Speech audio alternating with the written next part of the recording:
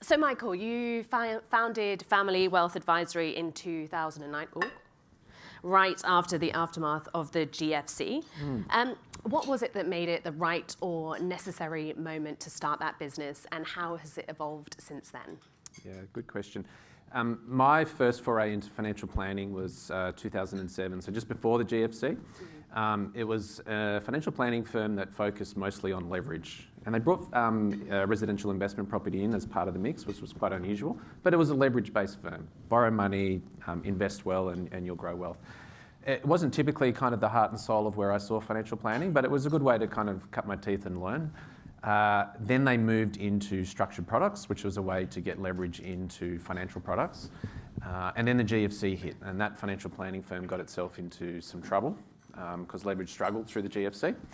And I guess that was my opportunity to spin out and set up my own firm, which was really focused around cash flow. What can you control? And strategy. So my background was more in, I studied law and accounting, I was a tax consultant at KPMG. So really strategy focused, but I think the thing that got me out of bed in the morning was the power of what's possible around people's relationship with money. And so I set the firm up day one with that, but no clients. I'd just gone through a divorce at the time, so I didn't really have any money. I was left with a structured product from the old financial planning firm. So I had like $300,000 structured product that had gone into a bond that was fully leveraged at about 12 or 14% interest. So, you know, I had an incentive, I had some motivation to make the practice work. But that was the essence. That's where it all began.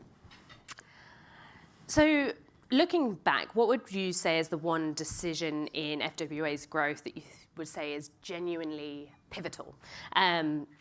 The sort of change that's changed the trajectory of the business?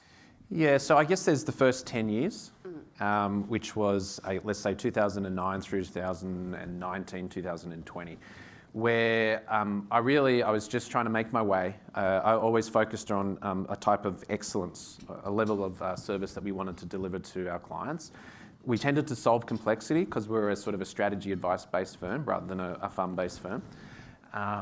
And we just, at one family at a time, just onboarded one family at a time. And that first 10 years, I don't know if there's many people in the room have sort of set up their own business, but the first 3 years you're out there, you're bringing the business in, and then you're trying to do it. And then just when you start to get ahead, you've got to hire people, and then your revenue goes back, you know, your profit goes back down. And so it's this 3 to 5 year journey of trying to get this flywheel going.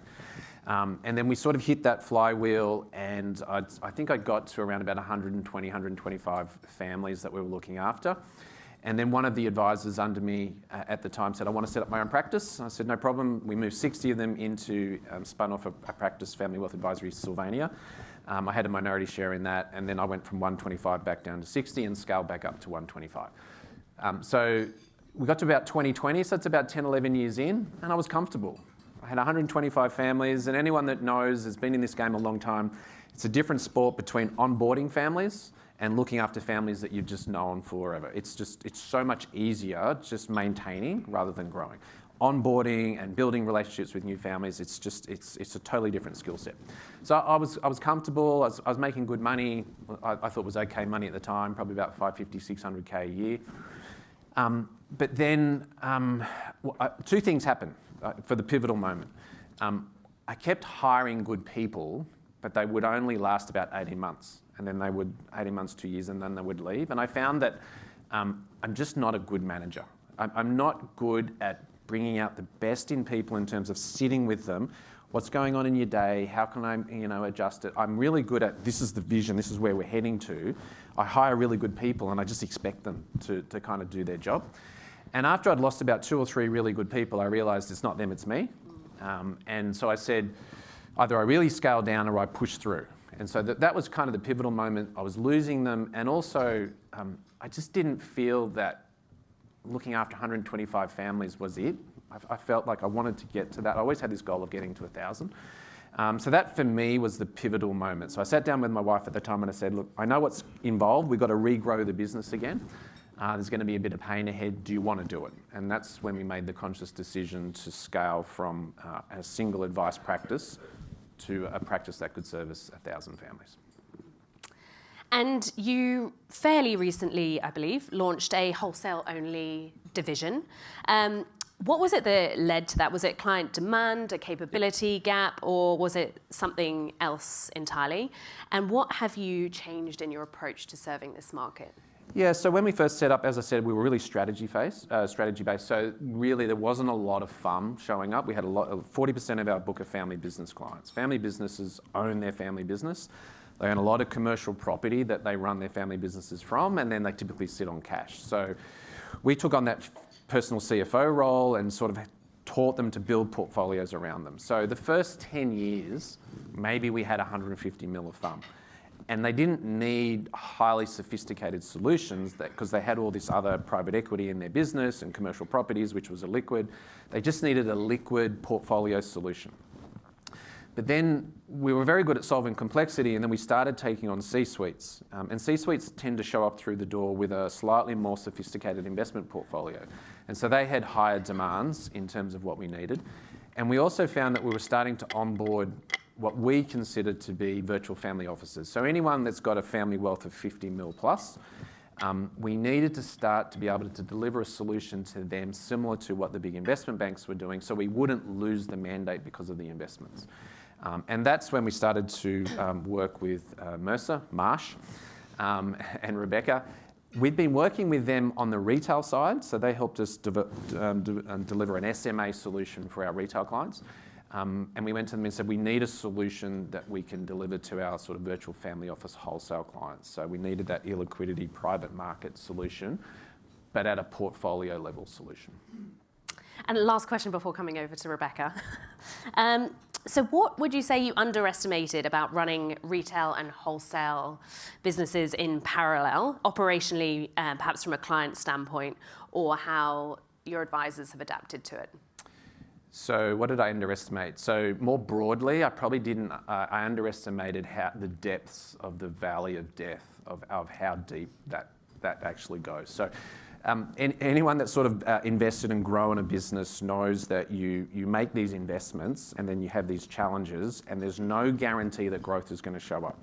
So in 2020, I signed a lease and committed the team, and then COVID hit the next month. So we were in lockdown. And I hired 3 or 4 of my staff, and I actually only saw them about 12 months later at a Melbourne Cup event. And I was like, you're actually a lot taller than I thought. And, but to give you an example of it, like through 2020, 21 and 2022, my revenue was at 1.53 mil when I started. 2022, it was at 1.6. So I'd taken on 2 advisors, a GM, support staff, so my wages have probably gone up $500,000. We're 2 years into this project, and all I'm doing is sitting with these clients and with the families that I had as a slow transition. And you're staring down the 2 years in, and I'm up $70,000 in revenue. And so this is that valley of death where you're going, what is the point of all of this? Then, just when I thought we're starting to come out the other end of it, it goes deeper, ChatGPT launched. And I thought, well, this is the end of us all. Like this, we're going to get replaced by technology. But like everything, you just got to keep crawling through the valley of death and come out the other end. I hired a CTO 6 months after ChatGPT launch. I thought we've got to be ahead of this, and thank goodness we did. So we've spent a good 2 years investing in that, and we've now launched 4 digital employees this year, and the savings, the efficiency and client experience gains from those 4 digital employees is absolutely enormous. So I guess, what did I underestimate? Probably how hard it was going to be. And probably what I also underestimated was how quickly then it starts to scale on the other side. So last year, we onboarded 60 families, and we grew at about 40%. So those first 2 years where it's just like flat lines, and I thought, what's the point of all of this? And then all of a sudden, now the challenge is scaling from we're at 310 families to 1,000 to make sure that we can onboard and maintain that level of excellence, but with the growth that's sort of showing up.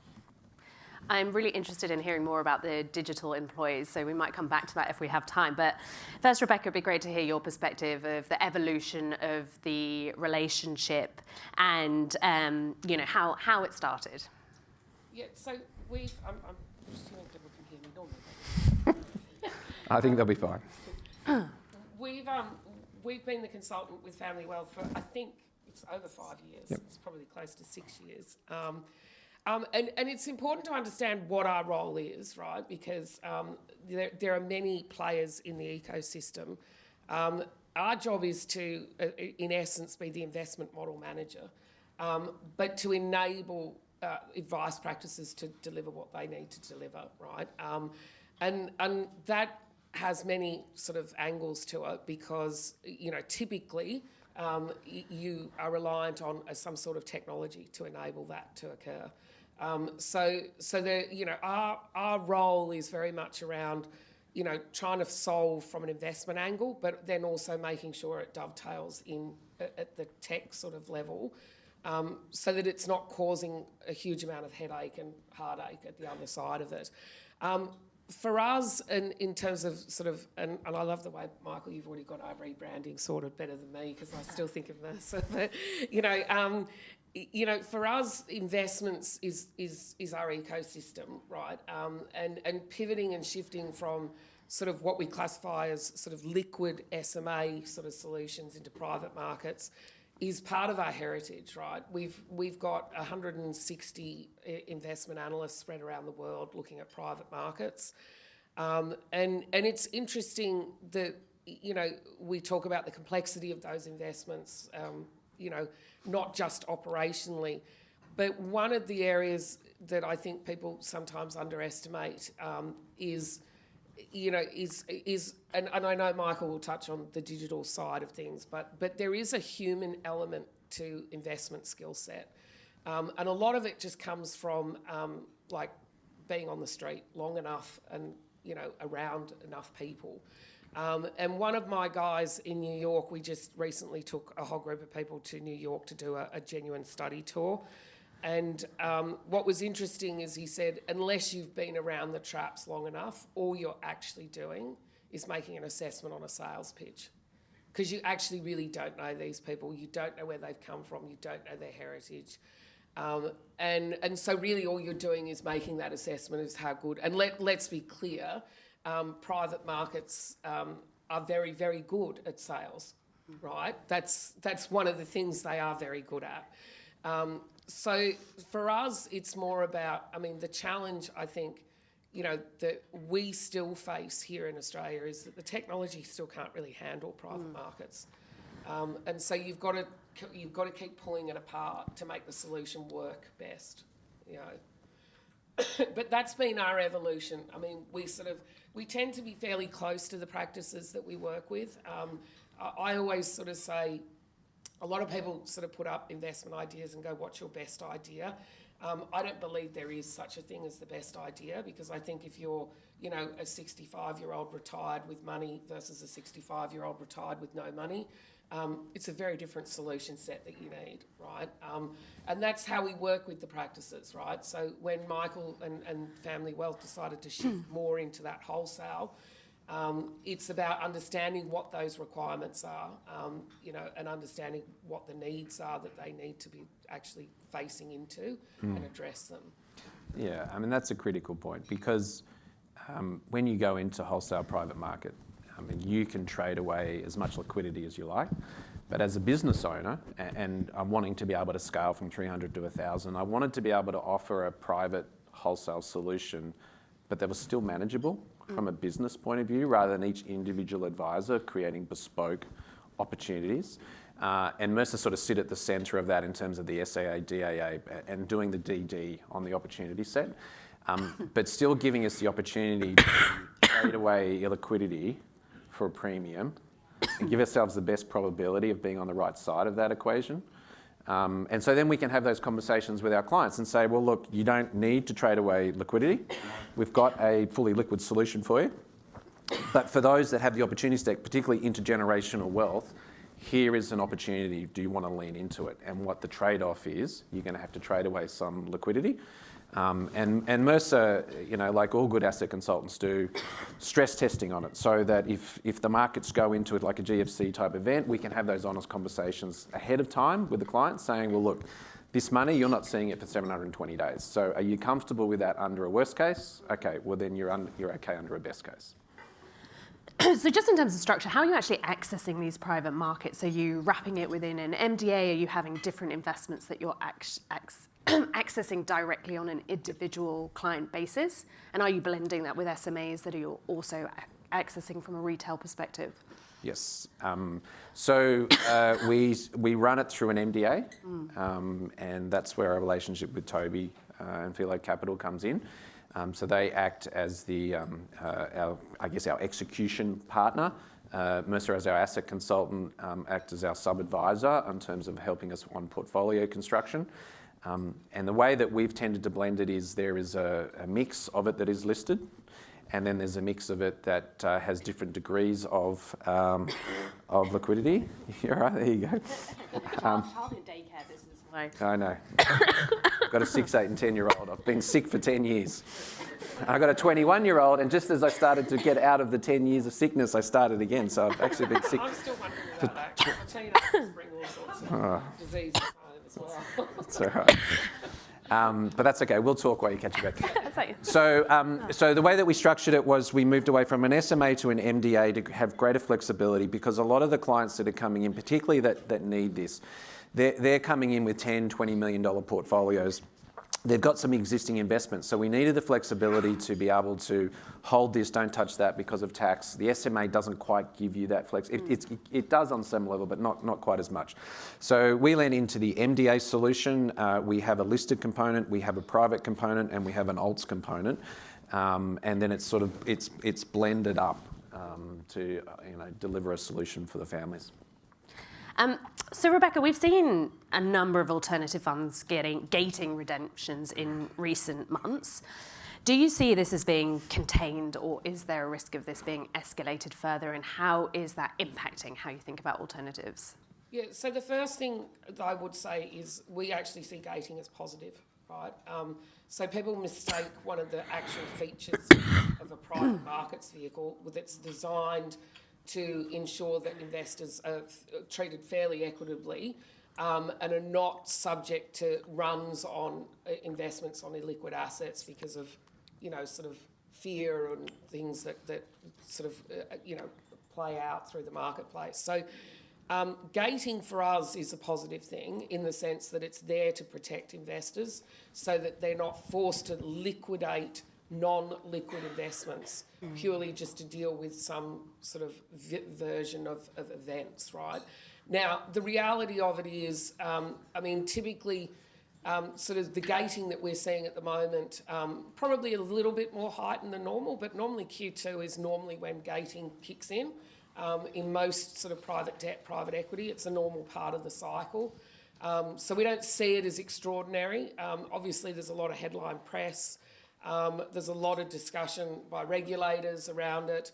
And I think there is still a lot of misconceptions out there because the reality of it is that a lot of distributors have tried to bring a version of liquidity to an illiquid asset. Make no mistake, the underlying asset is still illiquid, right? If you're in private equity, you're still in private equity, right? If you're in private debt, you're still in private debt. And what that actually means is that, the time frame for that investment to turn its return profile around is still the same, right? So if you're going into these vehicles because you go, oh, they're liquid, now I can get in and out quarterly, you really should be going in going, unless my investor has an unforeseen event, right, which is likely to occur, right? Or let's say something else plays out in the marketplace, i.e. that there's a deterioration in the asset quality and things like that. Other than that, you really don't want to use that quarterly liquidity profile, right? You're there to achieve the sort of return profile. And if you look at, even the return profile that is being exhibited, a lot of private equity firms that are under-delivering at the moment. And that's due to the actual, sort of payments that they paid or the premiums that they paid for businesses as they came out of COVID, or into COVID, I should sort of say. And those now investments are taking longer to come and deliver to their profile that they need. And if you think back to where we were as we went into sort of COVID and as we came out, everyone was still saying it's going to be lower for longer. there's no problems, there's no inflationary fears, we're all fine. It's a very different world to what we're in now. So we don't see a contagion effect spreading. What I do think people need to be aware of is it's not just the gatings that exist, but also where is the investor profile.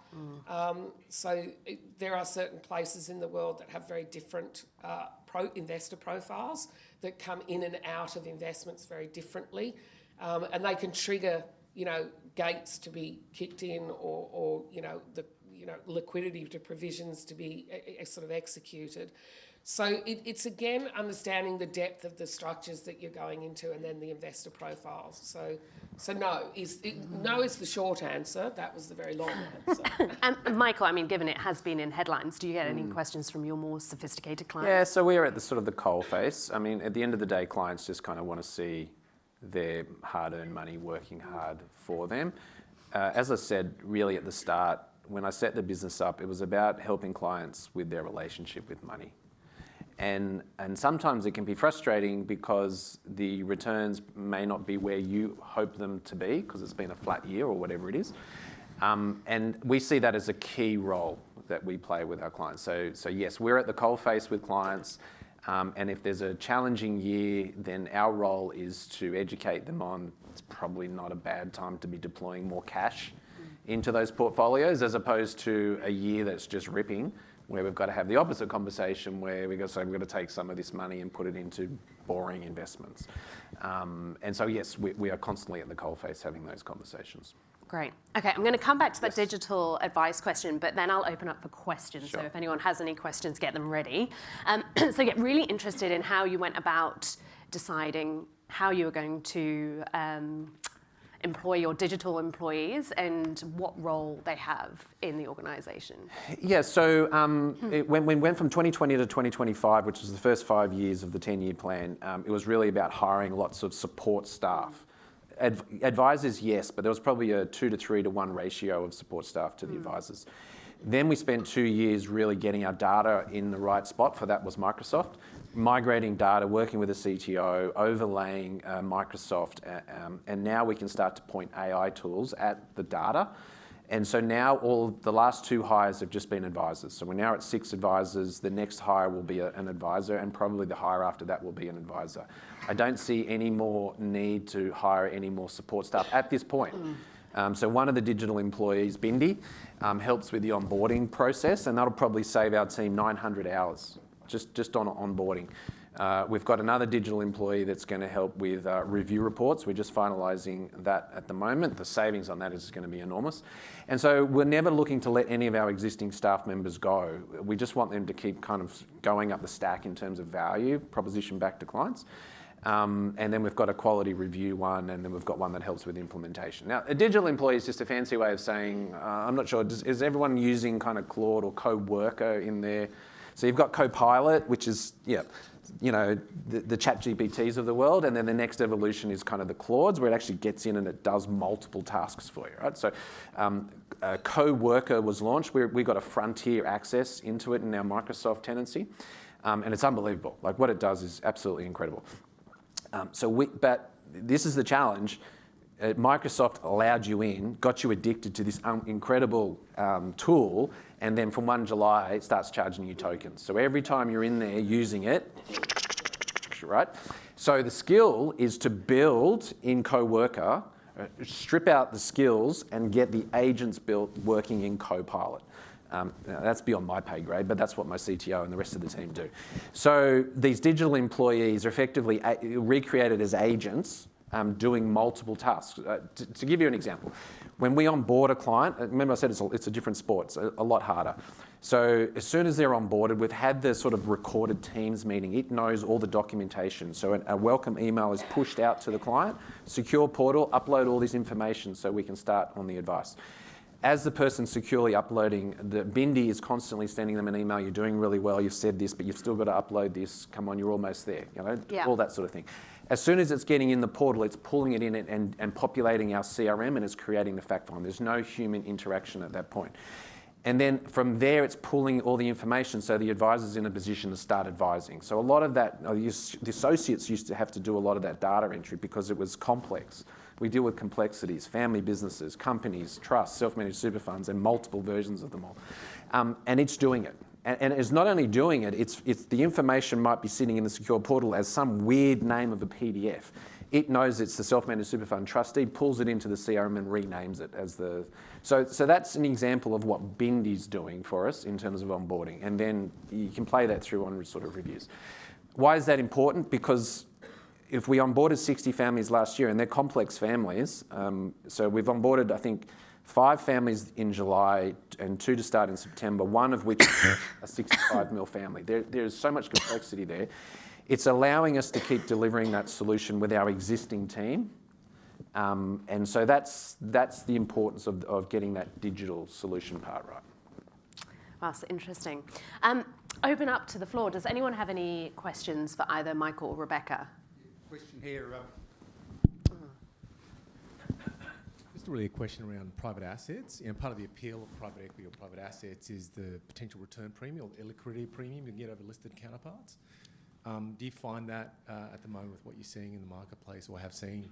S&P's been sort of compounding at 15% per year over the last 5 years, pretty high bar. So what are you seeing in the private assets or private equity space relative to the listed counterparts? Is that for me? Do you want to have a... Right. So in terms of, is private equity delivering at the moment? No, not compared to the broader global equity market. But, we always come back to the same principle. Do you want to trade off one bet, right? Because when that one bet goes south, which it will at some point, right? I tend to, sort of look at, I'm happy to walk away from some of the upside. It doesn't mean that you don't participate in it, but it's whether you want everything to be participating in it. You typically find, private equity, again, it spans the whole gamut of investments, right? So you need to understand where are they playing, what their skill set is, what part of the cycle are they in. But no, if you look year on year at the moment, no, private equity would be significantly under where global listed developed markets are. Same with Australian equities, right? It's significantly under global listed, developed markets as an indice, Yeah, because I think the Aussies are flat. It's up about 1.6%, and the US is up, pick a number, 27, 28. That's that conversation we have with clients all the time, because they'll probably see the headline number, why isn't my portfolio doing 27%? But they're happy to have that conversation. If we see a major drawdown, then they really get the value of advice. A question at the back. Thank you. Question for Michael. Thank you so much for opening up about your business. Really appreciate it. I wanted to ask you about using your AI agents, whether they are client-facing and whether it's something that clients are aware of, and how are you communicating that with them, in what capacity you use them and what capacity you do not use them? Yeah, so it's a good question. So the first thing is data security. So everything sits within our Microsoft tenancy. So none of the client information ever leaves the security of, so that's our harness, Microsoft. In terms of the interaction with clients, really it's only that interface on the onboarding. So it's an email correspondence, and it's an email setting up a discovery meeting after the data's been gathered. That's kind of it. So it's not there at an advice. It's not providing advice. It's not replacing the humans in terms of that sort of it. So that's sort of fairly visible. As you can tell, we're very open about what we do with people in this room and all of our clients. 2022 was probably the first time in the history of setting up this business is kind of, it's my sense of me, it's who I am. It was the first time where I thought, should I sell? Should I cash the chips in here? This is kind of existential to me. I thought, I can see this playing out. I can see digital empathy, which is everything we bring to the table. I can see it delivering quickly. And but then I had a conversation actually with a very good friend of mine who's a CTO at a very big bank and moved on. And I said, am I going to be out of a job? He goes, look, the Industrial Revolution came 100 years ago and there's still bespoke tailors. So there'll always be a role for you. If you're saying to me you're going to scale up and be one of the biggest financial planning firms in the world, you'd struggle, okay? So don't do that. Be bespoke, be who you are. And I sort of lent into, I don't want to do anything else, and that's when I hired the CTO. And I have to say, net, AI and all the digital is a very big positive for our business. And we try to stay ahead of it. Maybe at some point the wave comes crashing down on us and it becomes a net negative. But at this point, there's so much opportunity. And I think you can kind of grow your businesses in AFSL land or potentially outside of AFSL land with all these amazing opportunities. So yeah, we're very much lent into that.